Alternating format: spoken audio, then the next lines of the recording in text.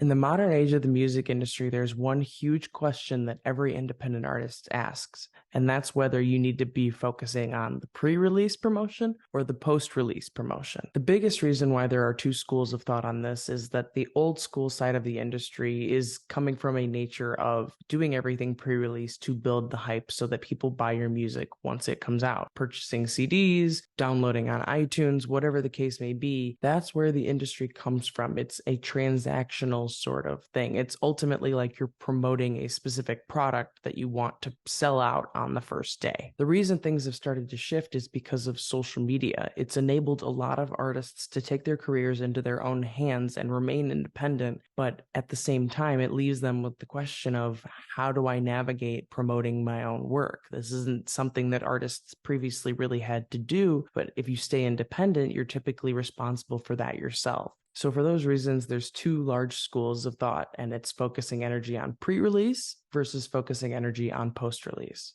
Starting with pre-release, the reason that, like I said, this is a big part of the conversation is because that's where the industry comes from. It's a product. You are a brand. The artist is a brand selling a product, and you're trying to get consumers interested in that product so that when it drops, anticipation has been built and the release is ultimately successful. Now, granted, this isn't the era of CDs are going to be taken off of shelves if they don't sell. This is the era of I put a song out now, it'll exist on streaming platforms for the next 50 years. So it's looked at a little bit differently, but there is still a huge conversation around building hype around a release. You don't see big artists like Drake or Taylor Swift just dropping an album and then mentioning it casually or just stating it the day of. There's some effort put in prior to let you know, hey, this thing is coming, keep an eye out, check it out when it drops, but this is the date you can essentially mark on your calendar. Part of the power with that comes the brand that those artists have built for themselves. You know, Taylor Swift isn't just some random artist. She has one of the largest fan bases in the United States and beyond. So typically pre-releases are more popular for artists that are established. They gain nothing from waiting until the actual release date to mention that they created this body of work. That's not worth their time. Throw out a couple different things here and there prior to the release, all of their fans automatically know about it. However, it's not exclusive to artists that have established themselves and are often affiliated with labels. There are independent artists that have run successful pre-release campaigns that have led to very successful day of or first week releases. The biggest fact of the matter is how you approach it and what different sorts of strategies you execute within your pre-release. It seems like a no-brainer to promote your release prior to when it comes out so that people know about it and people know when to expect it. But if you're just another artist on a platform like TikTok promoting an upcoming release, people will forget about it. There's often a big conversation around why artists feel the need to promote pre-release anyway, given that, with social media, we can send them directly to the song if the song already exists. Release your music, dude. Release it. I'm tired of seeing clips and then going to the comments, everyone's like, yo, I need this. And they're like, it might be dropping. Release it. Because I wanted it.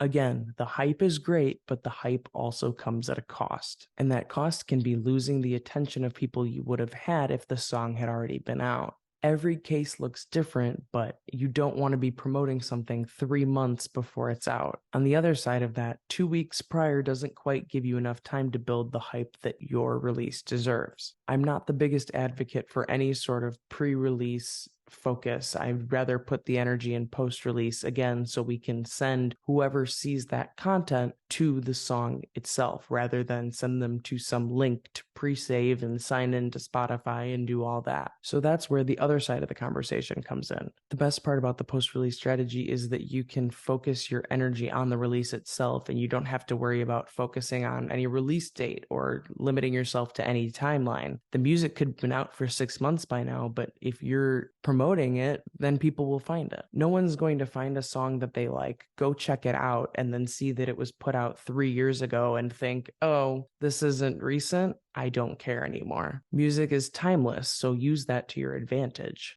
The obvious bonus in the post-release focus is that the song already exists and you can send people directly there. Even one of the most notable independent artists on TikTok, Nick D, only focuses on promoting after the song has already been released. Plus, with an added bonus is that it takes something off of your plate pre-release and allows you to just put your energy into the music itself and any other sort of promotional PR marketing strategies you want to execute. A lot of things should be pre-release, but I don't think that social media and content are one of them. Like I said, a huge factor in this is the strength of your brand. If you're someone that's established with even a small fan base, you can work off of a pre-release sort of approach. But if you're someone that's relatively new or you've been out of it for a little while, focusing post-release will do you more good because then you can send people to the music and get them to where they need to be. It's very easy for your release to just get lost in someone's timeline. Even if they follow you, you don't know what the odds are that they will see your video again soon, so that when the song comes out, they will know to go find it. You don't want to put yourself in a position where you build all this hype and then the song never drops and people are waiting for months and it still isn't out. If you build that for your reputation, people are never going to make the transition from the app to the streaming service. Like I said, there are cases to be made on both sides, and in a perfect world, yes, you can do some pre-release stuff and some post-release stuff and really max yourself out on both sides. But if you were to focus your energy in one direction or the other, post-release is more worth your time. Unless you fall into the exception of being someone that is somewhat established, and then pre-release might benefit you more and allow you to just celebrate the release after the fact rather than focusing on stage 2 of content and social media. No matter what energy you put into the front end, there should be at least a little bit of energy put into the back end for the people that might not have seen it. Spread the wealth as much as you can and focus on different areas to really maximize your reach, but lean in favor of the post-release strategy. As a rule of thumb, I wouldn't start more than 6 weeks prior to the release. At the end of the day, no matter which way you go about it, just make sure that you're putting out the best effort that you can and giving people the best opportunity to consume your music. If you found value in this video, please go check us out on other platforms and subscribe below to our newsletter. Thanks for watching.